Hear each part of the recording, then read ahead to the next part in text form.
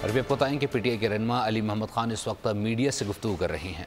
Meeting में दोबारा ये मुद्दा रखूंगा कि पार्टी 184(3) में यहाँ आए और सुप्रीम कोर्ट को दरख्वास्त करे, और हम करेंगे इंशाल्लाह कि सुप्रीम कोर्ट इस इलेक्शन पे सुओ मोटो नोटिस लेके उसी तरह जिस तरह 2014 में 4 हलकों पे जुडिशल कमीशन बना था, क्योंकि सुप्रीम कोर्ट एडजुडिकेटिव फोरम भी है और इंक्विजिटोरियल भी है, तो जिस तरह आपने आज से 10 साल पहले एक जुडिशल कमीशन बनाया और उसने इन्वेस्टिगेट किया उस इलेक्शन को, जहां बात सिर्फ 4 हलकों की थी, यहाँ बात 250 हलकों की है, और यहाँ बात सुप्रीम कोर्ट के फैसले के खिलाफ जाने की है। क्योंकि मेरी बात आईनी होगी, मेरी बात गैर जज्बाती है, मेरी बात बहुत समझबूझ से अपनी तरफ से ये बात कर रहा हूँ कि आर्टिकल 190 के तहत, उम्मीद है आपकी तवज्जो अब भी मेरे साथ होगी, 1 मिनट और, आर्टिकल 190 के तहत और आइन की बुनियादी शिकों के तहत पाकिस्तान का हर इदारा, चाहे वो सिविल आर्म फोर्सेस हो,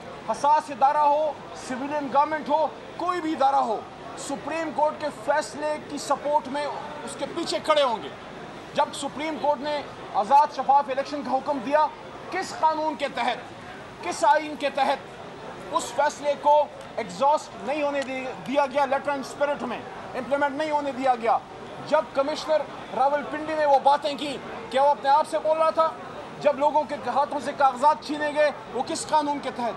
जब लोगों को अगवा किया गया, वो किस कानून के तहत? मेरी जमात का opposition leader Umar Ayub campaign नहीं कर सका, मर्दान के मेरे लीडर आतिफ खान साहब कैंपेन नहीं कर सके, मेरे दाएं तरफ आमिर डोगर साहब हैं, इनसे पूछिए कितने महीने कैंपेन की, आखिरी हफ्ता एक निकले होंगे। मैं हमेशा महीना एक कैंपेन करता था, सिर्फ 14-15 दिन में निकल सका अपने मर्दान में। मेरा सवाल है कि हम तो फिर भी निकले। रहनुमा पीटीआई अली मोहम्मद खान इस वक्त इस्लामाबाद में मीडिया से गुफ्तगू करते हैं, जिसका कुछ हिस्सा आपने मुलाहिजा किया है। सब्सक्राइब करें और बेल दबाएं ताकि कोई खबर रह न जाए।